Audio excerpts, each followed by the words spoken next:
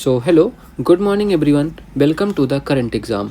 इस क्लास में हम लोग गिफ्ट मिल्क कार्यक्रम, राज्यसभा के सभापति से रिलेटेड आर्टिकल, यूनिसेफ स्थापना दिवस, एशियन क्रिकेट परिषद के अध्यक्ष अभी नए बने हैं, एकीकृत अपशिष्ट प्रबंधन शहर, यूनेस्को सांस्कृतिक विरासत, इन सब के बारे में हम डिस्कस करने वाले हैं। ठीक है, तो चलिए शुरू करते हैं। क्वेश्चन नंबर 1, भारत का पहला एकीकृत अपशिष्ट प्रबंधन शहर कौन सा होगा? तो ये कौन सा शहर होने वाला है? गोरखपुर। ठीक है, तो आप चित्र देख के समझ गए होंगे, फिगर देख के।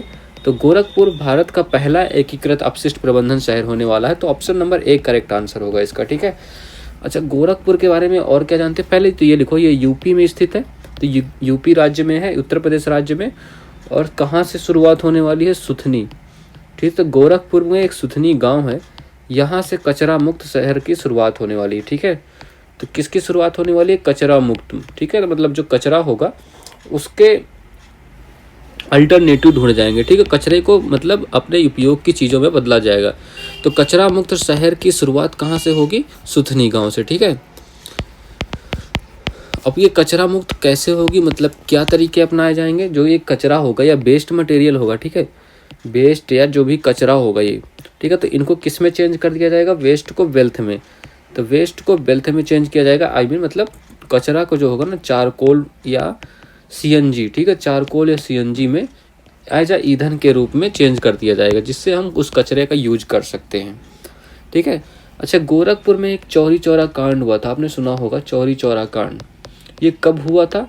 ये भी डेट बता दो इसकी आप। तो ये हुआ था फरवरी में। ईयर कौन सा था?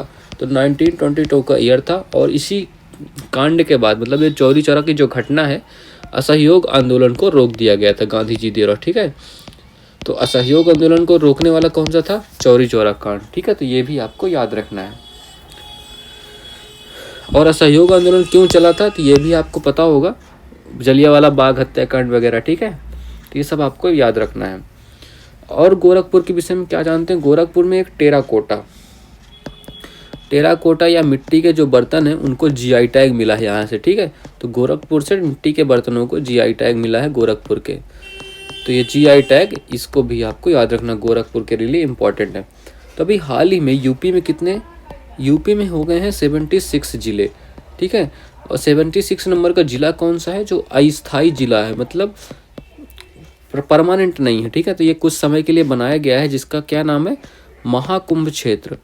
तो महाकुंभ क्षेत्र के नाम से यूपी का 76वां जिला बना है, जो कि जब तक कुंभ चलेगा तब तक के लिए। ठीक है, उसके बाद इसको खत्म कर दिया जाएगा। ओके, चलो ठीक है, तो इसका ऑप्शन नंबर 1 करेक्ट आंसर होगा, गोरखपुर। ठीक है, चलो नेक्स्ट करते हैं। हाल ही में दिवंगत राकेश पाल का संबंध किससे था? तो राकेश पाल क्या थे? तो इंडियन कोस्ट गार्ड के हेड थे। ठीक है, अचानक से इनका निधन हो गया है। ठीक है, तो राकेश पाल इंडियन कोस्ट गार्ड के हेड थे। हाल ही में रक्षा मंत्री राजनाथ सिंह ने किसके सम्मान में शताब्दी स्मारक सिक्का जारी किया है? ठीक है, तो एस करुणानिधि के सम्मान में। ठीक है, तो ये आपको याद रखना है। तो एस करुणानिधि के सम्मान में शताब्दी स्मारक सिक्का जारी किया गया, सिक्का नहीं सिक्का। ठीक है, 9th महिला T20 वर्ल्ड कप 2024 कहाँ आयोजित हुआ है?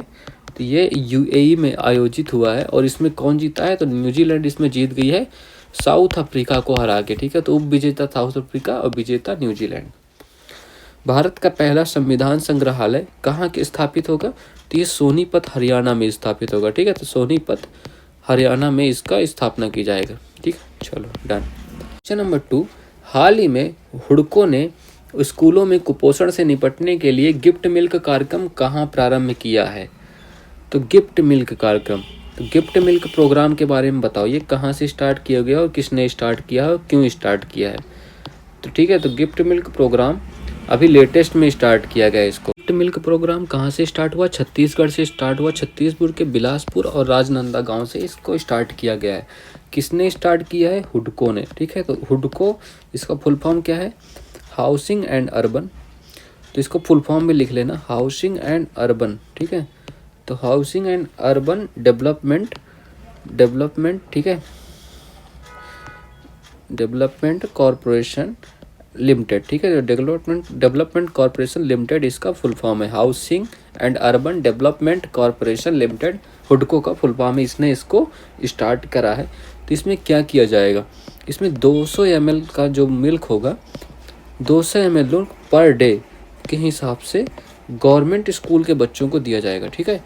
तो गवर्नमेंट स्कूल के जो बच्चे हैं उनको ये दिया जाएगा पर डे 200 ml स्कूल, सॉरी मिल गए, देखो ये बच्चा जो है, ऐसे बच्चों को ना 200 ml पर डे दूध दिया जाएगा, फोर्टिफाइड, ठीक है, फोर्टिफाइड मिल्क दिया जाएगा। तो ये भी आपको पता होना चाहिए। और किस लिए दिया जाएगा, एक कुपोषण से निपटने के लिए दिया जाएगा, ठीक है। कुपोषण का शिकार बच्चे जो है उनसे निपटने के लिए, कुपोषण को दूर करने के लिए या निपटने के लिए दिया जाएगा ये काम, ये का प्रोग्राम इसलिए स्टार्ट किया गया है, ठीक है। चलो, so option number D correct answer होगा छत्तीसगढ़ इसका, ठीक है।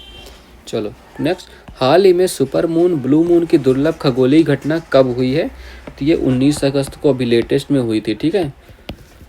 ब्रांड फाइनेंस की global food and drinks report 2024 के अनुसार दुनिया का सबसे मजबूत डेयरी ब्रांड कौन सा है, तो ये दुनिया का सबसे मजबूत डेयरी ब्रांड अमूल है, ठीक है। अमूल दूध पीता है इंडिया। हाल ही में सिनसिनाटी है, ठीक है।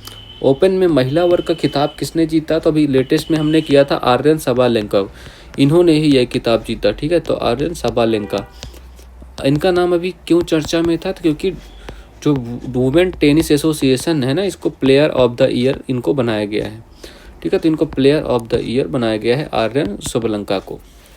नेक्स्ट क्वेश्चन, हाल ही में यूनिसेफ का 78वां स्थापना दिवस कब मनाया गया है, तो यूनिसेफ क्या है, यूनिसेफ की संस्था किस लिए होती है, तो बालकों के लिए होती है, बाल संरक्षण कोष, ठीक है। तो यूनिसेफ ये किस लिए होती है, इसका फुल फॉर्म क्या है, संयुक्त राष्ट्र बाल कोष, ठीक है। तो संयुक्त राष्ट्र बाल कोष के नाम से ये जाना जाता है, तो संयुक्त राष्ट्र बाल कोष, ओके।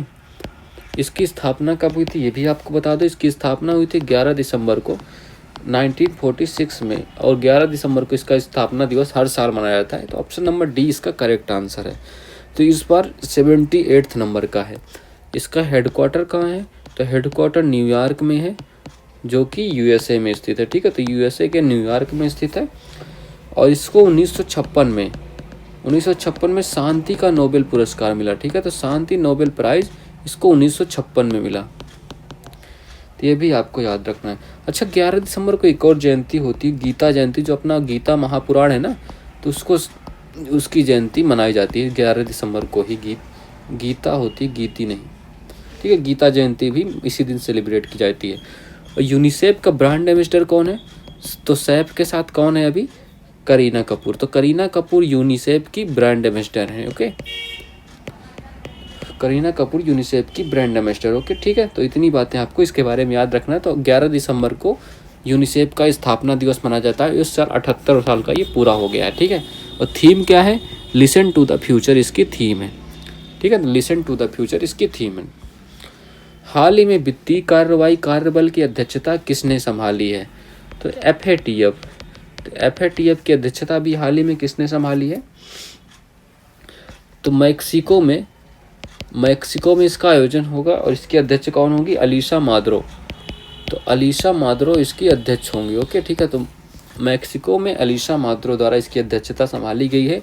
और किस लिए होता है, आतंकवाद की फंडिंग को रोकने के लिए, ठीक है। आतंकवाद की जो फंडिंग होती है उसको ख़त्म करने के लिए या रोकने के लिए इसका स्थापना की गई थी, ठीक है, FATF की। चलो, हाल ही में गिग वर्कर्स विधेयक लाने वाला देश का दूसरा राज्य कौन सा है, तो पहला राज्य कौन सा है, तो पहला राजस्थान है। और दूसरा राज्य कौन सा है, कर्नाटक, ठीक है। हाल ही में राष्ट्रीय क्षय रोग उन्मूलन कार्यक्रम के लिए प्रधान सलाहकार किसे नियुक्त किया गया है, तो सौम्या स्वामीनाथन जी को प्रधान सलाहकार नियुक्त किया गया है, ठीक है। चलो नेक्स्ट करते हैं क्वेश्चन नंबर 4। हाल ही में यूनेस्को ने किस देश की चावल से बनी शराब साके को सांस्कृतिक विरासत का दर्जा दिया गया है। अब ये बताओ, शराब के बारे में बात होगी, ठीक है। तो साके ये है क्या, साके एक जापान में बनने वाली शराब है, ठीक है। तो जापान में बनने वाली शराब है और ये 1000 साल पुरानी टेक्निक से बनती है, ठीक है। तो पुरानी टेक्निक है, इसलिए इसको विरासत में घोषित कर दिया। इसको यूनेस्को ने क्या कहा है? दिव्य उपहार। तो अमूर्त धरोहर में इसको शामिल किया गया है यूनेस्को की, अमूर्त धरोहर में शामिल किया गया। यूनेस्को ने साके को क्या कहा है? दिव्य उपहार। ठीक है, तो ये जो शराब है यूनेस्को के हिसाब से इसे दिव्य उपहार कहा जाता है। और ये राइस की वाइन मतलब चावल की वाइन होती है, चावल की शराब बनती है। ठीक है, कैसे बनती है मैं आपको बताता हूँ। ठीक है, तो पहले देखो जो चावल होता है, सीख लो भाई इसको, देख लो तुम लोग घर, बट घर पे बच्चे ट्राई नहीं करेंगे इसको। ठीक है, देखो चावल होता है, चावल को क्या करते हैं? भाप से पकाते हैं, स्टीम से पकाते हैं। ठीक है, भाप से पकाते हैं। भाप से पकाने के बाद क्या करते हैं? फर्मेंटेशन होता है इसका, मतलब किण्वन या सड़ाते हैं। तो फर्मेंटेशन आप समझते होगे, या हिंदी वाले समझ लो किण्वन। किण्वन का मतलब क्या होता है? सड़ाना। ठीक है, तो सड़ाते हैं, फिर इस जो इससे पानी निकलता है ना, उसको हांडी में रख के जमीन में गाड़ देते हैं हांडी में जमीन में दबा देते हैं। ठीक है, तो ज़मीन में दबा देते हैं और फिर क्या करते हैं? इसको किसको देते हैं? कंपनी जो होती हैं इसका निर्माण, फाइनली जो इसका निर्माण करती हैं कंपनियां होती हैं, वो पहाड़ों की चोटी पर स्थित होती हैं। तो पहाड़ों की चोटी पर स्थित होती है और फिर वो इसका आगे निर्माण करती हैं। अब आपको पूरी प्रक्रिया पता है तो इसका मतलब आपको घर में बनाना नहीं है। ठीक है, चावल बर्बाद मत करना तुम लोग। ठीक है, चलो ठीक है, तो ये इतनी बातें इसके बारे में याद रखनी है। जापान का है इसका, तो ऑप्शन नंबर सी इसका करेक्ट आंसर होगा। देखो ये कुछ ऐसे है, साके राइस वाइन। ठीक है, ये चावल भी रखा है तो आप देख लीजिएगा। संविधान अच्छा कुछ बातें और याद रख लो पहले तो तुम लोग। ठीक है, तो अमूर्त धरोहर में कितनी साइट है? तो अमूर्त धरोहर जो भी हैं, तो अमूर्त धरोहर में यूनेस्को में कितनी साइट है? भारत की तरफ से 15 साइट हैं। ठीक है, 15 साइट हैं। तो पहली नंबर की कौन सी है? तो फर्स्ट में कालबेलिया, ये कब ऐड हुआ था? इसकी डेट आपको बताना है। और सेकंड में क्या है? कुंभ मेला। ठीक है, तो कुंभ मेला भी अमूर्त धरोहर में शामिल है, ये कब ऐड हुआ था ये भी बताना है। और 14 नंबर का कौन था और 15 नंबर का कौन था ये भी बताना है। तो 14 नंबर का था दुर्गा पूजा और 15 नंबर का कौन था? 15 नंबर का है गरबा। ठीक है, अभी कालबेलिया कब ऐड हुआ था? ये 2010 में ऐड हुआ और कुंभ मेला 2017 में। ठीक है, तो इतनी बातें आपको और याद रखनी है। और लेटेस्ट विश्व धरोहर कौन सा है? तो विश्व धरोहर में लेटेस्ट कितने हैं वैसे भारत में? तो 43 विश्व धरोहर की साइट है और लेटेस्ट नंबर कौन है? मोइदम है, जो कि कहाँ स्थित है? मोइदम असम में है, अहोम साम्राज्य का ये कब्रिस्तान है। ठीक है, तो इसको 43 नंबर का विश्व धरोहर घोषित किया गया यूनेस्को द्वारा। संविधान हत्या दिवस कब से मनाया जाता है? 25 जून को इस बार पहली बार मनाया गया था। ठीक है, पहला विश्व ऑडियो विजुअल और मनोरंजन शिखर सम्मेलन 2024 का आयोजित कहाँ हुआ? ये गोवा में आयोजित होगा। ठीक है, तो ये भी आपको पता होना चाहिए।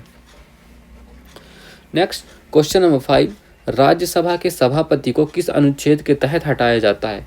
तो भी हाल ही में क्या हुआ है ना, पहली बार इंडिया में पहली बार किसी राज्यसभा के सभापति या उपराष्ट्रपति को हटाने के लिए ये प्रस्ताव पारित किया गया है। तो राज्यसभा क्या होता है? अपर हाउस होता है और लोकसभा होता है लोअर हाउस। ठीक है, तो अपर हाउस में ये प्रस्ताव पारित किया गया है। तो इसके अभी हेड कौन है? इसमें क्या होता है? राज्यसभा के जो हेड होते हैं उपराष्ट्रपति होता है, मतलब पदेन सभापति होता है। पदेन मतलब जो भी उपराष्ट्रपति होगा वो राज्यसभा का भी हेड होगा। तो अभी कौन है? ये पदेन सभापति होता है, मतलब पद में जो भी होगा वही इसका धारण करेगा, इसका मतलब ये होता है। ठीक है, और कौन है अभी इस समय फिलहाल उपराष्ट्रपति? जगदीप धनखड़ जी। ठीक है, तो जगदीप धनखड़ जी इस अभी फिलहाल उपराष्ट्रपति हैं। तो अभी क्या हुआ है? अच्छा, ये मैं बात अपने से नहीं कह रहा हूँ, ये आर्टिकल नंबर 64 में लिखी हुई है कि जो उपराष्ट्रपति होगा वही राज्यसभा का पदेन सभापति भी होगा। तो इसमें क्या हुआ है? अभी कांग्रेस क्या, इंडिया अलायंस ने कर लो। ठीक है, किसने पेश किया है? तो इंडिया अलायंस ने। तो इंडिया अलायंस जो है मतलब उसमें कांग्रेस भी तो आती है। ठीक है, इंडिया अलायंस ने प्रस्ताव पेश किया है।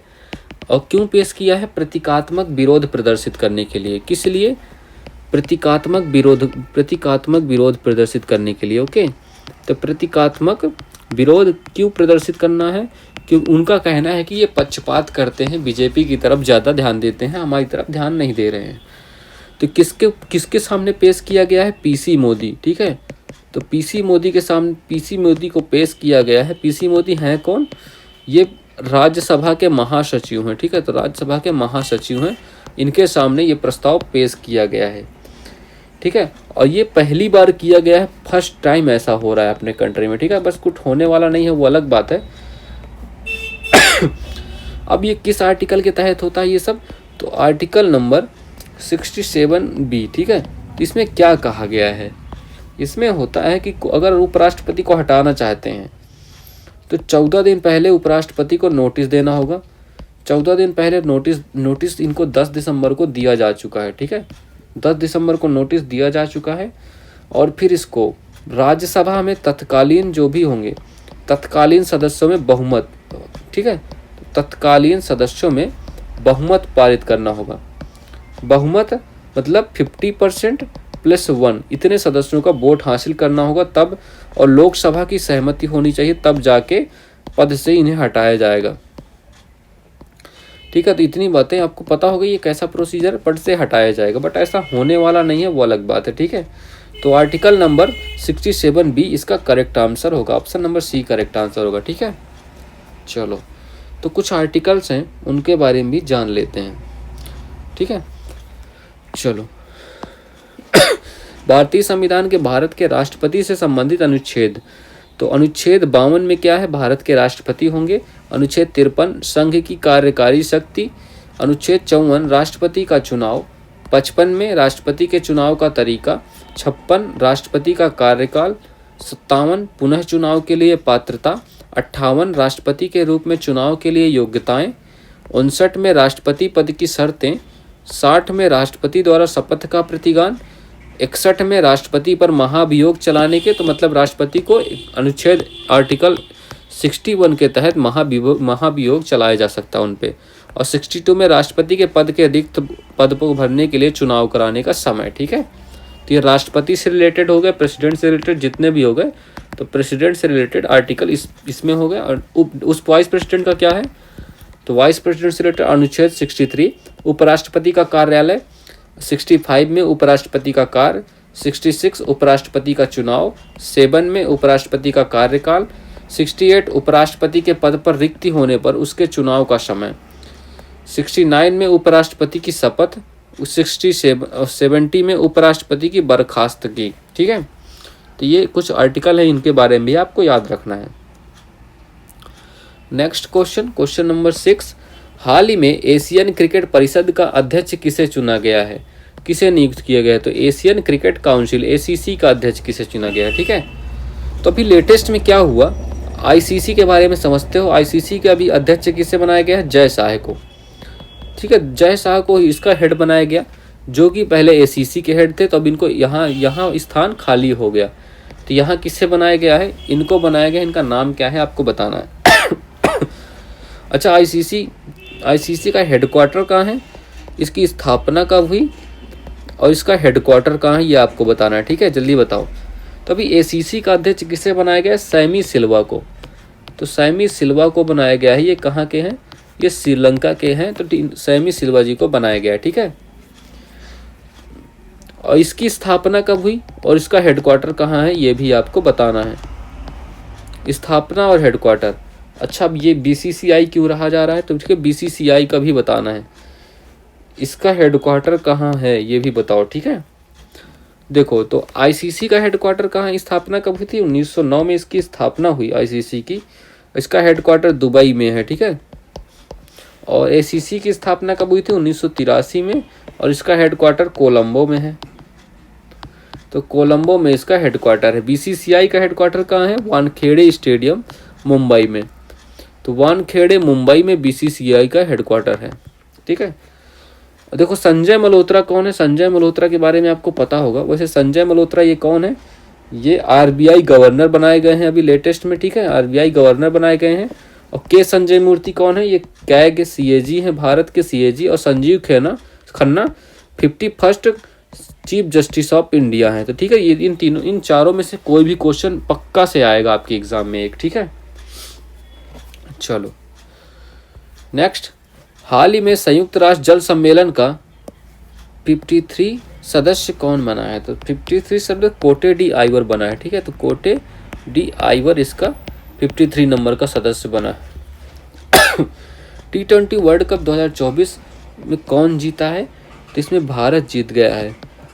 उप विजेता कौन था? भारत। उप विजेता कौन था? South Africa.